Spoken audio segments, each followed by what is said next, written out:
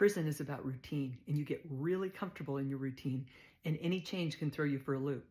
So when I got to the prison in Dublin, California, we lived in a room the size of a closet, and there were three of us. There was a bunk, and then we called it a sidecar because it was just one bed. But literally, you had to shimmy through the two. And then there was a toilet and a sink, and over the toilet, there was a place to put your clothes. Not the best place to put your clothes.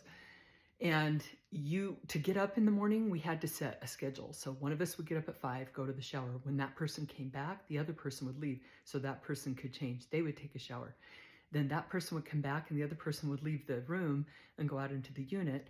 And that's how it worked. It was very structured. We also had like a bathroom schedule so that we all had time alone in the cell. Then I got transferred to Waseca, Minnesota. And when I got to Waseca, you go to like an orientation cell. And I remember this lady named Sonia came down and she's like, I would like you to be my roommate. So I went up and I could see that she was very tidy. She kept her room clean. It was orderly. And I wanted to live with her. I thought this is a good fit. And it was. We became very good friends. I moved in. Everything was really structured again. We all had our routine. Then I got transferred to a different unit on the compound to do the RDAP program. And they just put you on the call out. So they sent me over to the RDAP, which means that I just have to go or else I'm going to get in trouble.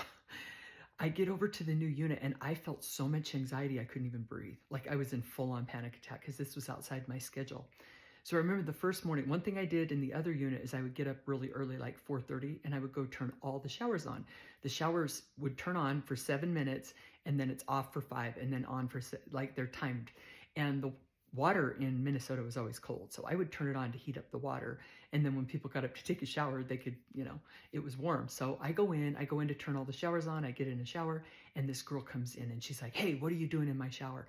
I'm like, there's other showers, but I already know how it works. She's like, I'm a lone wolf here. That's the shower I shower in every morning. You need to get out of the shower. I said, calm down. I get how it works. I'll get out in a minute and you can have your shower and then I'll find a different shower. It's that crazy. There's just so little that we control that we really try to find our routine and what works for us.